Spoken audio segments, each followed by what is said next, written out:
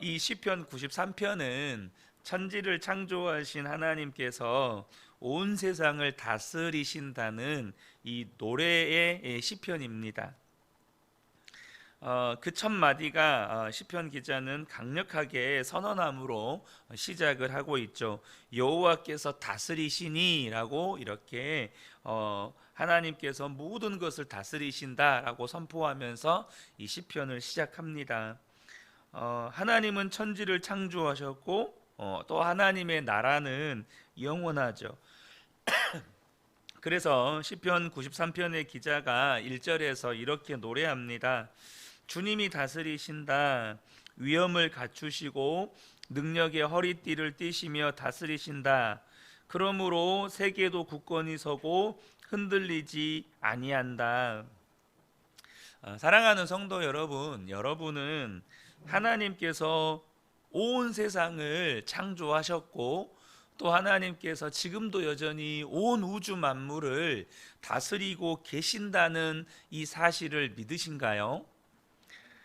하나님이 천지를 창조하시고 온 세상을 다스리신다는 말을 이곳에 계신 분들 가운데 처음 듣는 분은 안 계시겠지만, 그러나 왠지 그 말이 공허하게 들리는 분이 계실란지는 모르겠습니다. 교회에서는 늘 하나님이 세상을 다스리신다고 말씀하지만 실제로 내가 경험하는 세상은 하나님이 다스리신다는 것을 경험하기가 어렵기 때문이죠. 당장 하나님이 세상을 다스리신다면 우리 가정을 다스리실 텐데, 과연 우리 가정은 하나님이 다스리시는 모습인가? 하나님이 세상을 다스리신다면 내가 다니는 직장도 하나님이 다스리실 텐데, 이 직장은 지금 하나님이 다스리시는 게 맞나?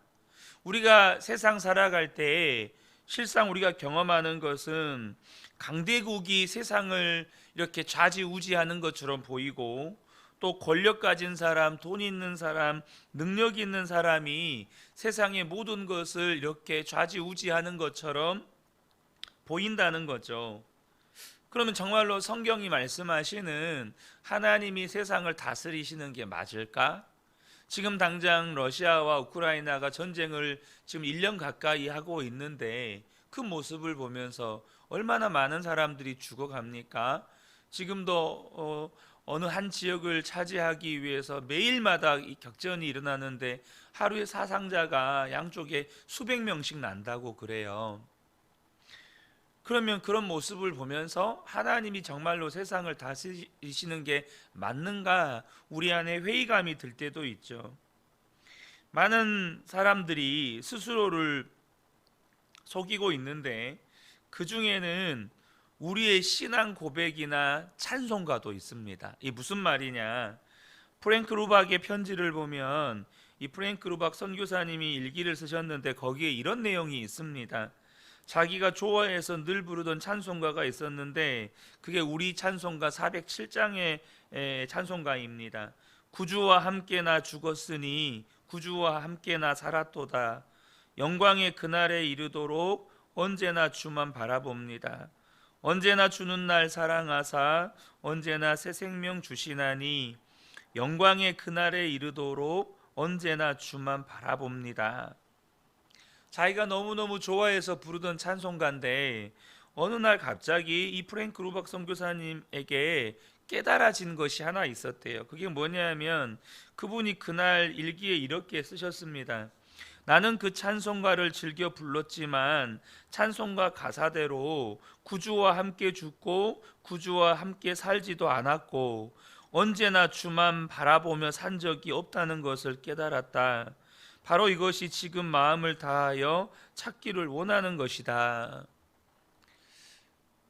우리가 자주 즐겨 부르는 찬송가조차도 실상 내가 정말로 주님과 함께 죽고 주님과 함께 살았고 내가 언제나 주님만 바라보며 사는가 스스로 반문해 보면 입술로는 늘 그렇게 부르는 찬송가임에도 불구하고 우리의 삶의 현실은 그렇지 않을 때가 많다는 거죠. 만약 우리가 하나님이 온 세상을 다스리신다는 것이 진짜로 믿어지면 오늘 본문의 시편 기자의 고백과 같이 진짜 하나님이 모든 것을 다스리신다라는 게 진짜 믿어진다면 우리의 생각부터 달라질 겁니다. 우리의 말과 행동이 완전히 달라질 수밖에 없습니다. 왜냐하면 주님이 내 생각도 다스리시거든요. 그러면 우리의 생각을 사로잡는 염려나 두려움이 있을 수 있겠습니까? 주님이 다스리신다면, 주님이 지키신다면, 주님이 우리의 생각까지 보호하신다면 어떤 근심이나 염려나 두려움이 우리의 생각 가운데 자리 잡을 수 있겠느냐는 거죠. 여러분, 하나님이 온 세상을 다스리신다는 것을 정말로 믿는다는 것은 놀라운 일입니다. 우리가 예수님을 믿고 우리 안에 믿음이 바뀌어 버렸는데 그것이 바로 하나님은 살아계시고 하나님은 창조주시고 온 세상을 다스리신다는 것입니다. 어제 잠깐 서울 올라가면서 어제였나? 하여튼 아내랑 이야기를 하는데 주말학교 아이들에게 복음을 전하면서 이 아이들은 복음을 들어본 적이 없잖아요.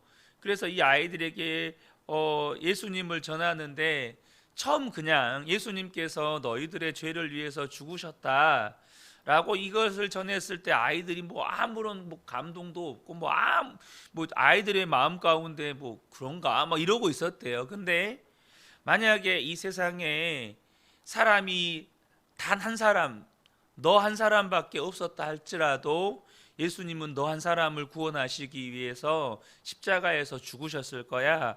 이렇게 말을 했을 때 아이들의 변화가 보이는 거예요. 이것이 진짜라면 너희들이 어떻게 느끼냐라고 물어봤을 때 이 아이들이 따뜻하게 느껴져요. 이런 반응을 보인다는 거죠. 여러분, 뭔가 하나가 믿어지기 시작하면 거기에는 반드시 변화가 일어나기 시작하는 겁니다. 오늘 이 시편 기자가요 3절 말씀에서 큰 강물에 대해서 말을 하는데 당시 시편 기자에게 있어서 이 세상에서 가장 강력하게 보이는 것은 큰 비가 내려서 물결이 치고 강물이 범람하고 홍수가 나서 엄청난 물이 이렇게 쏟아져 내려가는 모습이었던 것 같아요. 3절을 보면 주님, 강물이 소리를 지릅니다. 강물이 소리를 더욱 높이 지릅니다. 강물이 미친 듯이 날뛰며 소리를 지릅니다. 성경에서 큰 물이나 또 바다라고 말하는 것은 인간의 힘으로는 도무지 어떻게 할 수 없는 거대한 세력을 말합니다. 옛날 사람들은 바다를 혼돈의 근원이라고 생각하기도 했고 괴물이 그 속에 살고 있다고 생각하기도 했습니다. 지금도 여전히 홍수나 쓰나미는 엄청난 자연재해죠. 그런데 시편 기자의 고백은 뭐냐 하면 하나님은 그것보다 더 크시다는 것입니다. 거대한 강물보다 홍수보다 바다보다 더 크신 분이라고 이 시편 기자는 노래하고 있어요. 자신의 신앙을 고백하고 있는 겁니다. 자기가 볼 때 이 세상에서 가장 큰 것보다 더욱 크신 하나님, 이 고백을 하는 거예요. 4절을 보면 큰 물소리보다 더 크시고 미친 듯이 날뛰는 물결보다 더 어미하신 주님, 높이 계신 주님은 더욱 어미하십니다. 여러분, 예수님께서 바다를 잔잔하게 하신 사건을 다들 아시죠? 마태복음 8장 26절 27절 보면 예수께서 이르시되 어찌하여 무서워하느냐 믿음이 작은 자들아 하시고 곧 일어나 바람과 바다를 꾸짖으시니 아주 잔잔하게 되거늘 그 사람들이 놀랍게 여겨 이르되 이가 어떠한 사람이기에 바람과 바다도 순종하는가 하더라. 여러분, 성경이 우리에게 분명하게 말씀하는 건 바람과 바다도 하나님께 순종한다라는 것입니다. 온 우주 만물도 하나님의 다스림의 권세 아래 복종한다는 것이에요. 또 예수님이 바다 위를 걸어서 제자들이 있는 배로 오시죠. 분명히 성경은 모든 자연 만물도 하나님께 복종한다라는 것을 우리에게 말씀해 주고 있어요. 문제는 우리 안에 그것이 믿어져야 한다는 것입니다. 믿어지지 않으면 이 말씀이 나에게 아무런 의미도 없고 소용도 없게 되는 거죠. 하나님은 바다보다 크시고 바다도 잔잔하게 하시고, 하나님은 이 세상에 어떤 세력보다 어떤 힘 있는 자보다 더 크신 하나님, 온 세상을 다스리시는 하나님이 믿어지면 그 다음부터 우리의 삶에 일어나는 변화가 뭐냐면, 큰 바다와 물결이 예수님께 순종하는 것처럼 온 세상을 다스리시는 하나님이 믿어지면 우리도 하나님의 말씀에 순종이 되어진다는 것입니다. 근데 안 믿어지면 무슨 일이 일어날까요? 믿어질 만한 다른 대상을 찾는다는 겁니다. 하나님이 안 믿어지니까 내가 믿고 의지할 만한 다른 대상을 찾아요. 그래서 여러분, 하나님이 세상을 다스리신다는 것이 안 믿어지는 것이 두려운 이유가 뭐냐면, 하나님이 아닌 다른 믿을 대상을 찾아 헤매기 시작한다는 거예요. 하나님은요, 사람을 지으실 때 무언가를 반드시 믿고 의지하는 존재로 만드셨어요.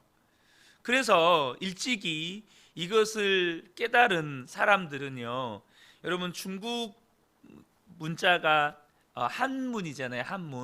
한문에 여러분 사람 인자가 획이 두 개잖아요. 두 획이 이렇게 서로 이렇게 그어져 있지 않습니까? 이게 뭘 의미하냐면, 사람과 사람이 서로 맞대어 기대고 있는 모습을 사람 인자로 지은 거예요. 그러니까 사람은 무언가를 서로 기대었을 때 살아갈 수 있는 존재라는 것을 깨닫고 사람 인자라는 글자를 만든 거예요. 그러니까 하나님이 안 믿어지면 사람은 그때부터 뭘 찾기 시작하냐면, 자기가 믿을 어떤 대상을 찾기 시작한다는 겁니다.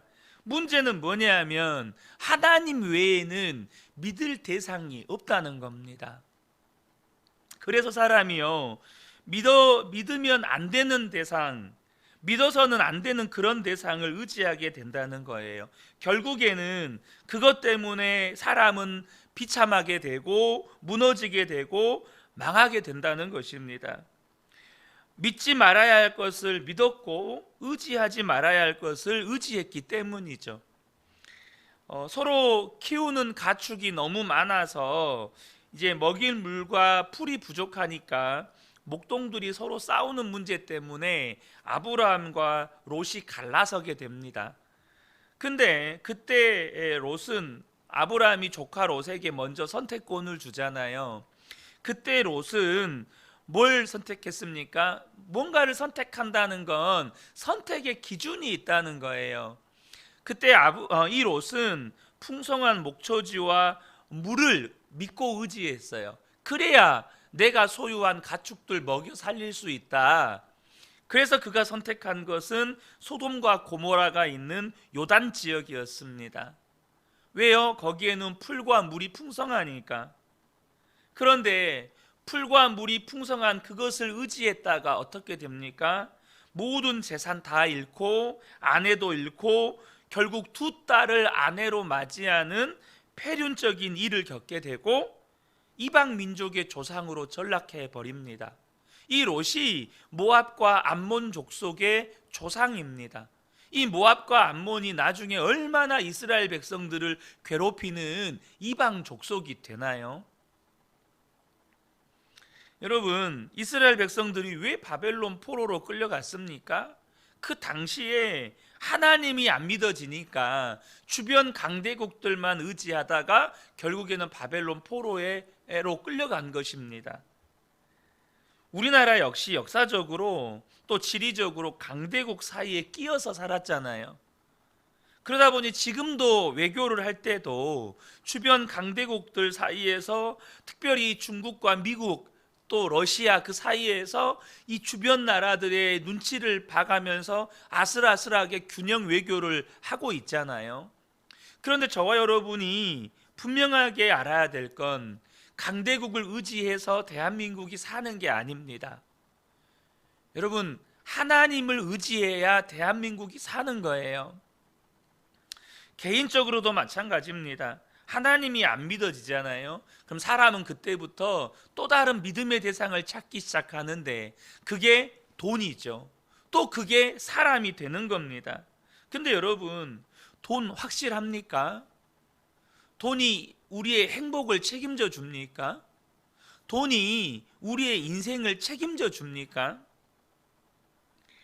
사람이 돈만 바라보고 살잖아요. 그럼 사람이 이상해지기 시작해요. 아마 비현실적인 이야기이긴 한데요.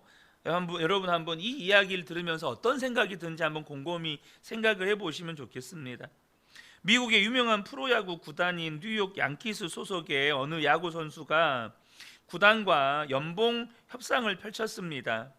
이 부인이 인터뷰에 나와서 이런 내용을 이야기를 했습니다.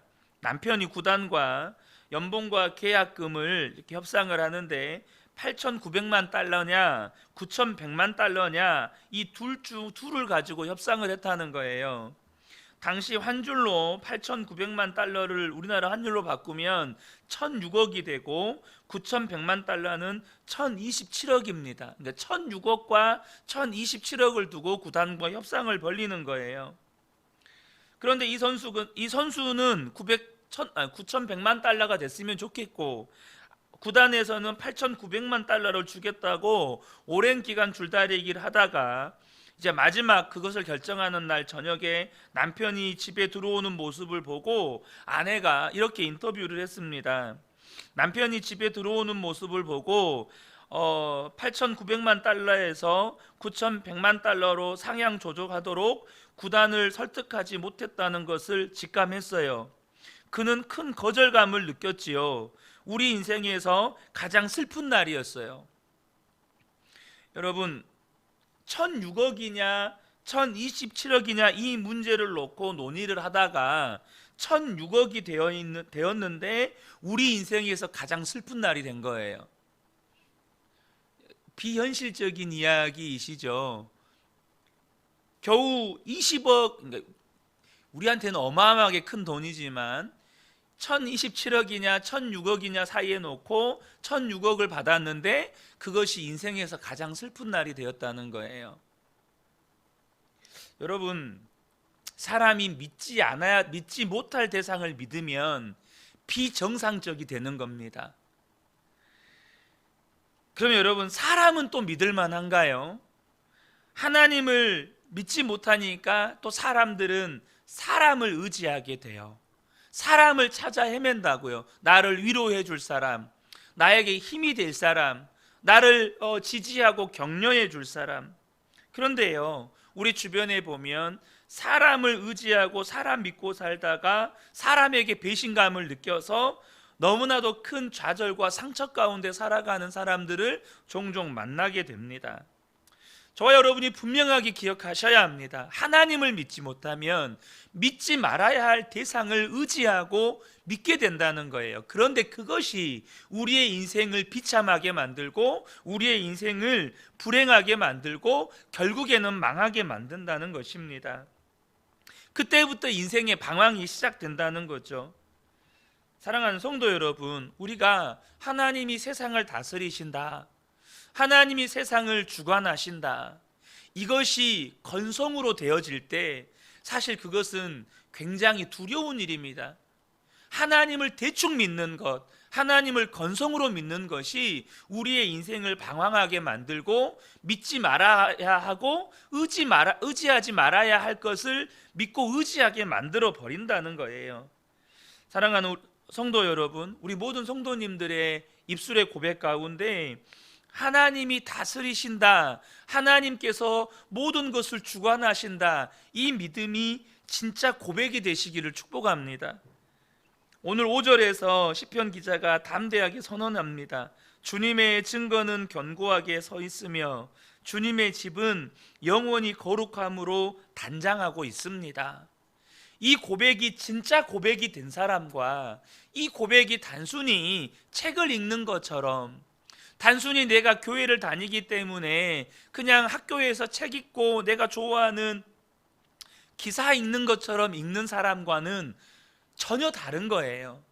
사랑하는 성도 여러분, 주님의 증거는 견고하게 서 있으며 주님의 집은 영원히 거룩함으로 단장하고 있습니다라는 이 시편 기자의 고백이 저와 여러분의 진실된 믿음의 고백이 되시기를 예수님의 이름으로 축복합니다. 아멘.